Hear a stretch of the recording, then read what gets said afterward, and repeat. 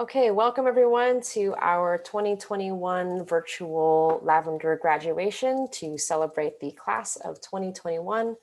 My name is Amanda Hamilton, and I am the outgoing BALIF co-chair along with Jeff Kosbie, who you'll see in a moment.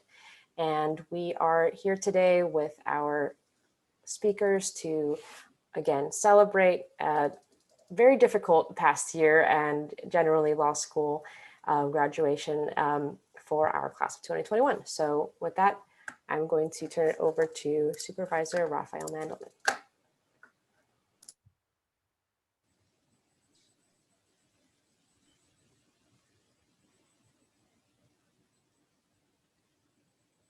Accomplishment. Hello, BALIFLavender graduates. I am Rafael Mandelman. I am the supervisor for District 8 on the San Francisco Board of Supervisors. I represent the Castro, and I am here with the Castro's first gay supervisor, Harvey Milk, to congratulate you on your extraordinary accomplishment graduating in this pandemic. I am also a lawyer and BALIF member, and I remember law school, and I cannot imagine trying to get through law school in the midst of COVID-19. So you kids are tough. You did it. You got through this. You can get through anything. So we can relish a few things about this particular graduation. This is the first law school graduation in 4 years when we haven't had to deal with President Trump, which is great and amazing and has lifted a weight from all of our shoulders. But of course, as you graduate and think about your life in law, you're aware and I'm aware that those 4 years made their mark, both on our country and on our courts. And there's a lot of work for all of you and all of us to do. The assaults on our community, especially trans folks, continue.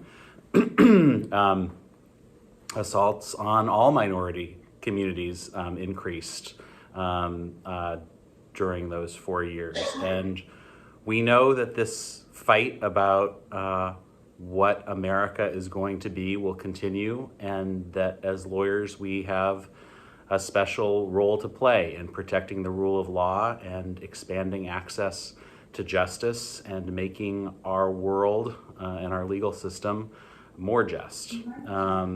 So I'm very excited that you all are going to be lawyers. We need out queer lawyers. We need you. And I'm excited about BALIF. BALIF was very important to me when I was a young lawyer, a young law student, and then a young lawyer seeking community. And I've been thinking a little bit about, the need for community, particularly now as we emerge from this pandemic. The last public event that I went to before the shelter-in-place orders were issued in early 2020, in March of 2020, was the BALIF Gala. And so it is, I think, appropriate that I'm here with you, or virtually here with you, as we emerge from the pandemic. And I am so looking forward to seeing all of you in person at BALIF events, and to meeting those of you I have not already met. So I think that's what I have to say here today. Congratulations again, BALIF grads. Celebrate, pat yourselves on the backs, and then go out and fight the fight, because wow, it's a big one and we need you in it.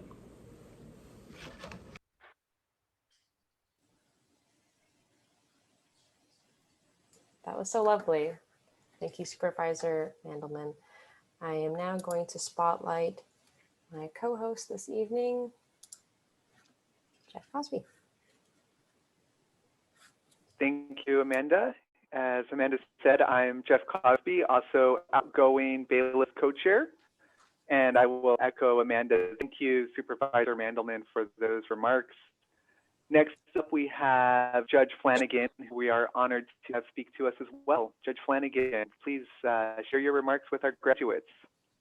Thank you very much, Mr. Kosbie, Ms. Hamilton. I want to thank you for including me this year in the Lavender Grad event and inviting me to attend and even share a few words. It's quite an honor. BALIF is important to me.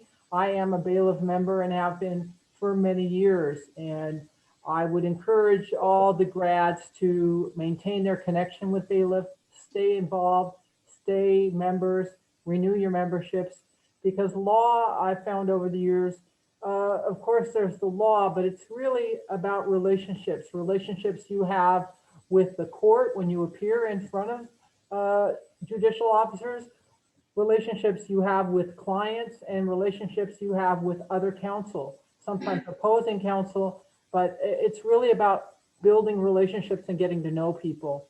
I want to congratulate you on your graduation. It seems like yesterday I was in your shoes and I remember it very well.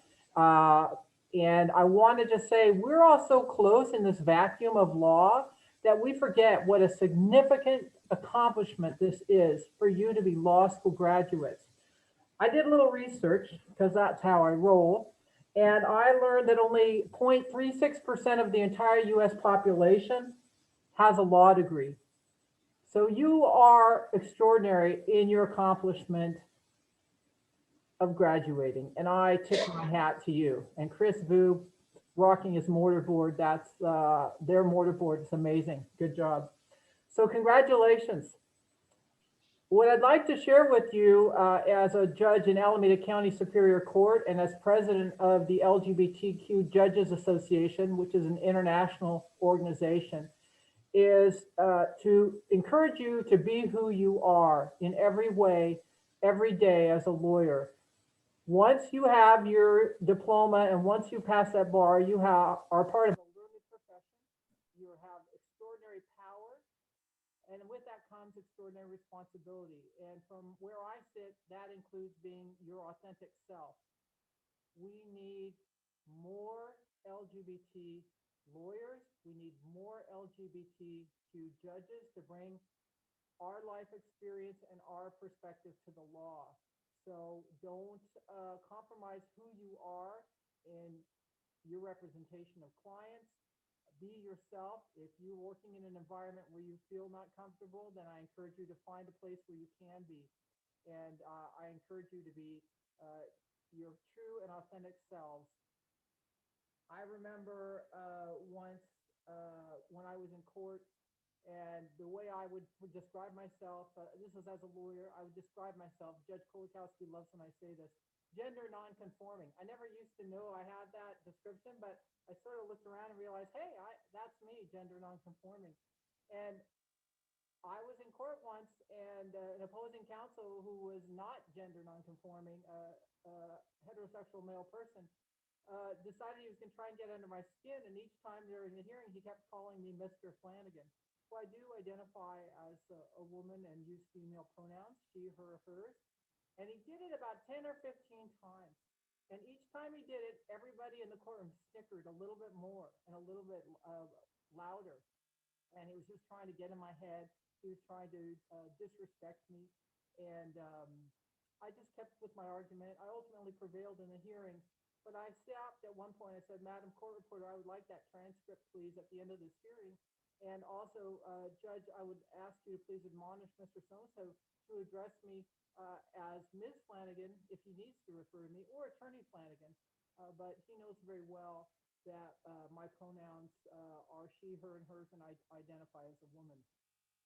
Now, that could be a really difficult experience, and it could be really painful, but I'm glad I had it, and I educated that judge, who is now my colleague here in the Superior Court. And I think I used who I was and wasn't ashamed or embarrassed to educate a lot of people in that courtroom. And I did get that transcript. And I haven't seen that much of that attorney ever since then. I'll just say that. You have to be who you are to represent your clients. Being a lawyer is hard work, important work. And if you're spending energy being something else or feeling, oh, I can't be this, or I've got to tone it down, it won't work, folks. You got to bring 100% to your job. And it is a great privilege to represent people, whoever they are, whatever their needs are. And I am so proud of all of you. Also, I want to remind you, as president of LGBTQ plus judges, we're always looking for new judges.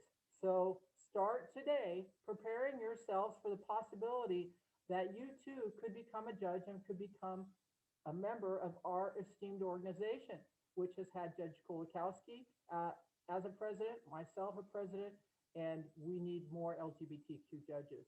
So with that, I will wrap it up and just say congratulations. We're all very proud of you. You represent the best and brightest of our community, and I couldn't be happier for you. Good luck. Thank you so much, Judge Flanagan. Really appreciate your remarks and you being here. Okay, we have up next Director Paul Henderson. So I'm going to add a spotlight. All right, here we go. Thank you for being here. Thank you for having me. Am I unmuted? Can you hear me? We can hear you. Okay, great.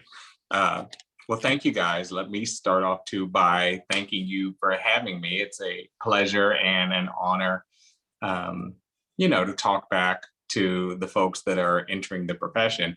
Also, to be invited from BALIF as well is pretty significant. And so I appreciate the opportunity to be here and to share some of my experiences and to talk to an audience of folks that are entering this wonderful and great profession. And so I'm a fourth generation San Franciscan. And so I grew up here. I'm from here, obviously, and spent most of my time. My mother was a public defender. My grandmother was a civil rights investigator for the federal government. But I always had a sense that things could be better in this city, and that things happened to my community rather than for my community. And that's what drove me to go to school. And I love that the judge was just talking about the statistics and the numbers about the folks in the profession from the LGBT community, because I think that they are very telling in terms of making clear assessments about who we are as folks that have graduated from law school. And, I was a little disappointed that she took away some of my thunder by having some of the stats already about how few people have come this far already. And then recognizing that less than 1% of everyone in this entire country has a graduate degree. And that's significant. And I think we forget about that when we look around, and we're so used to surrounding ourselves with peers academically that are achieving at a high level of success, as we all are. And it gives you a false sense of competition where you fail to recognize how much we've accomplished already just by graduating. And that degree, knowing that the degree that you have already in your pocket represents that you are in that very elite audience of less than 1% from the rest of the nation. That recognition is exacerbated by the experience that we've all had over the past year of surviving law school under a pandemic, where we still had to study, we still had to take exams, we still had to graduate under very unusual circumstances, to say the least. And where did they bring us? Where have they led us to right here and in this moment? But this is a powerful moment for all of you, and a powerful moment for me. When I look back and I think about where I was when I sat at graduation about to enter the profession, what that meant to me, if I could go back and have a conversation with myself then and know that the future was brighter and greater than I'd ever imagined, because of the choices that I made by entering this profession in particular, where I think so much is empowered to folks that have this degree. Our rationalization, our logic, our skills and abilities that we get from having this degree when we enter the profession, I think are unmatched in terms of our ability to make changes, not just for ourselves, but for the communities that are around us. I think that that's really important. And that was a motivation for me. I hope that that serves as a motivation for you. What I'm struck with in contemplating what being a lawyer means today is that recognizing that there are still 25 countries that don't allow people to organize to advocate for non-traditional values. That means they restrict people organizing to support disenfranchised communities, specifically enumerated as LGBT interests, and that includes countries like Russia. To me, the power of understanding that there are no rules like that in the United States, but opportunities to advocate in the United States seems and feels empowering to me in ways that I want to talk about directly with those of you that are just graduating. For me, being in law school every day was a new way of me learning how the system worked, and just as importantly for me, how the system worked to marginalize my definition of myself, how the system worked to marginalize disenfranchised communities. And I was very motivated to use my degree to try and make as much of a difference as I can.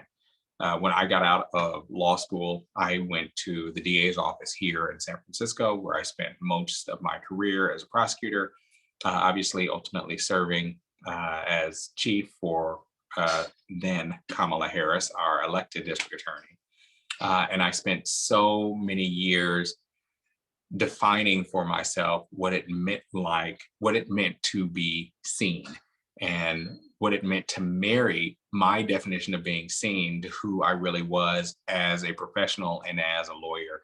And what I would encourage you to do is to take that same journey about defining yourself for yourself within the profession, because I think that's really so important. The peers that you have made in law school and the peers that you are making now are going to be so important to your future in feeling as though you've built a foundation that's going to support you. And it's organizations like this that are showing you and presenting a clear path of intentionality to reach out to you and embrace you, to show you and prove to you that we are here for you within this profession, I think is going to be very important in your future. I would encourage you, as all of you begin your careers and recognize that you hunker down. Obviously this summer, everyone's going to be hunkering down, trying to focus and prepare for the bar. But as you enter the profession, to remind yourselves that you are going to be successful exactly as you are, and that this profession deserves to be affected by who you are and moved by who you are. And that's what will define what the legal profession looks like, because of folks like you that are here, that are going to push us and advocate, and advocating for yourselves, you are changing the profession. And I think that's a really good thing. I too would encourage you, as you begin your profession, it's easy to get lost in the minutia of the work and our careers. But I would remind you that in those moments of isolation, and there will be those moments of isolation, I've experienced so many of them, and I think everyone on this call that's encouraging you has experienced those same things. In those moments of isolations, to look back on moments like this, when coupled with the sense of pride that you have and the accomplishments that you've made in graduating from law school, to knowing that as you look around, there's a sense of community for people that are eager for you to be successful, and that you're able to draw upon those folks and draw upon those agencies in order to better define and affirm the success that is in your future. And so I welcome you into the profession, and I encourage you to make friends within organizations like this, and to stay connected to organizations like this. And as you go through the pathways of your careers and you become directors, as you become partners, as you become judges, to look for those affinity organizations that are supporting you as well in the choices that you've made for your life, because I think they're ultimately going to be very important and supportive of you along the way of that path. And so I couldn't be more excited to look out and see an audience of folks, even though I can't see anybody, but that's okay. I couldn't be more excited to know that there are folks entering the profession that are going to do more to change what this profession is, and that tomorrow is only going to be made brighter because of your work, your presence. Oops, did I lose you? Oh, that your work and your presence is going to make a difference for this profession in ways that I'm excited to watch and be a part of. So thank you all so much for being here. Thank you for allowing me to give you comments. And I look forward to working with each and every one of you in the future. And please don't hesitate to reach out to my agency, because certainly we all need to work and address many of the police reforms and justice reforms that we've all learned about are of paramount importance from our education and training from law school. And so it's a big ship, and we're happy to have more folks join me in the work that I have to do.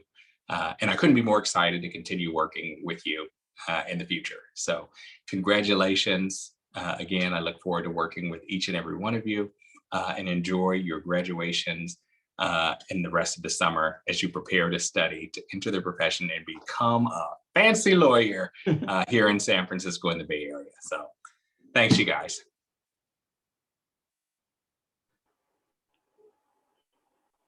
Great. Thank you so much, Director Henderson. We really appreciate your reflections and your encouragement for the new lawyers that are entering the profession.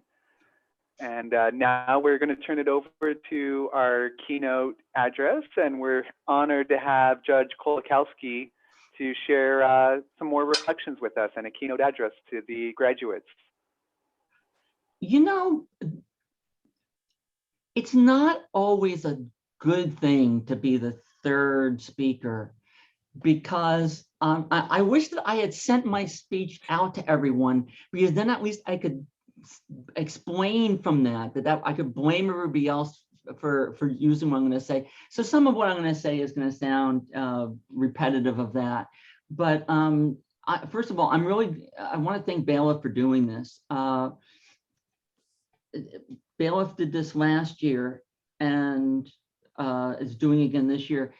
And BALIF did this last year because people couldn't gather together face to face anymore. And before that, many of the law schools, the students were having separate events to celebrate their LGBTQ plus graduates. I know that because I attended one in 2019, and I spoke for the graduating class at University of San Francisco School of Law, which is one of the things that led me to, I think is part of what led me to the fact that I'm now an adjunct professor there. And these things are very important for us to get together. I hope that we're able to continue to do something like this with BALIF, even going forward after this, because I think that it's important to get everybody together. And not just because that means I get to talk to more people. And for those of you who don't know, I'm Vicky Kolakoswki. I'm a Superior Court judge in Alameda County. Yes, we have amazing judges in Alameda County. We have a lot of lesbian judges here, by the way. It's a joke that we're the lesbian judge county. But and I'm the first openly transgender trial court judge. I'll just leave it at that. But I want to thank everybody for being here tonight, and members of the graduating class of 2021. Congratulations. You know, you've worked so hard to make it to this day. You endured an actual pandemic that disrupted, you know, all of our lives and certainly have impacted your education, your schooling. But the positive part is you're now going to be able to hold that over everybody in the future. So when, you know, years from now, when the next generation come across, you know, when somebody starts complaining about something, you can always say, so you think you had it bad. And so now for me, it's been 35 years. And so it's hard to believe, but I actually remember one of my first days in law school.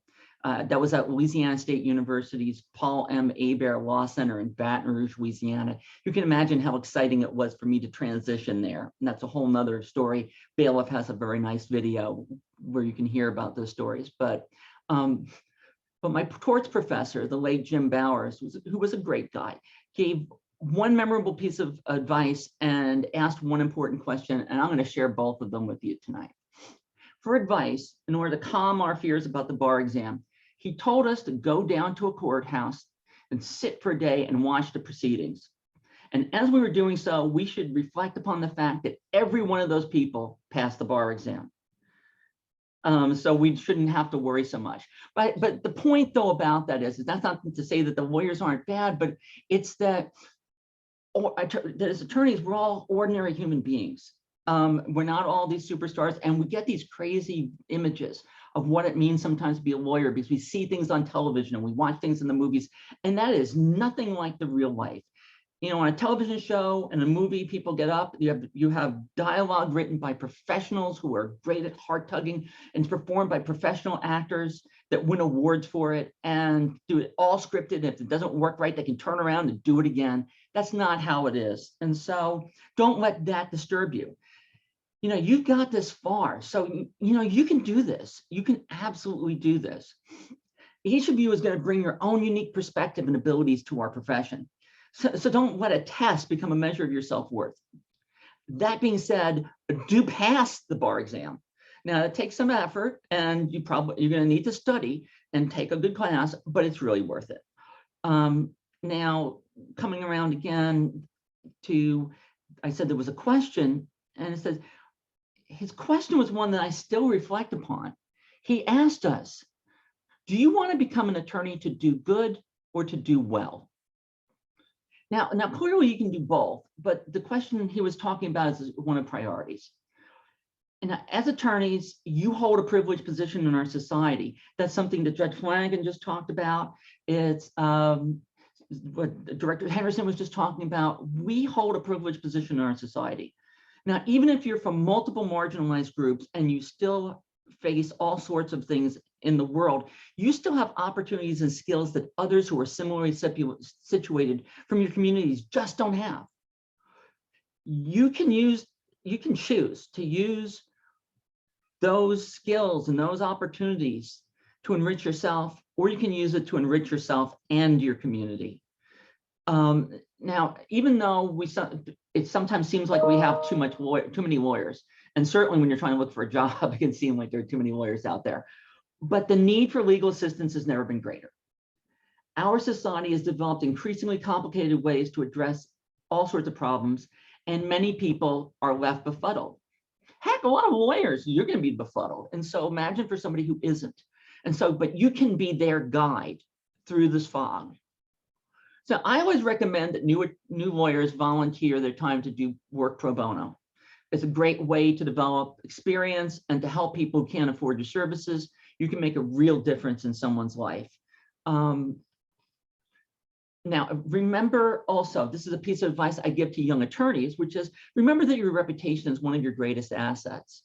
Never take any shortcuts either for or against your clients or your opponents. Zealous advocacy does not require scorched earth.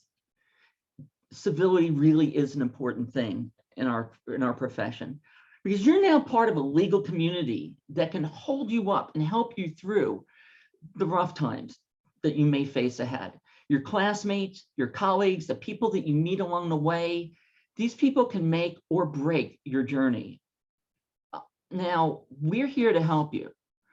BALIF is here for you. I'm here for you if you ever need someone to talk to. I know that the prior speakers have said basically the same things. And so you're part of a community, part of a noble profession, one where you can make a real difference for individual people as well as for society as a whole. So, again, congratulations and good fortune to you. The world needs you so much. And like everyone else has said, I'm looking forward to seeing how you're going to change the world. And we're going to be here with you right alongside for anything that you need on that journey. So thank you and congratulations again. Thank you so much, Judge Kolakoswki. Wonderful words as always. Thank you for being here. So with that, I'm going to close us out here with Jeff and share a toast to our 2021 graduates. We are so glad that you will be joining us. We really look forward to seeing you in person and sharing community with you. So cheers to you. Congratulations. Cheers. Woo.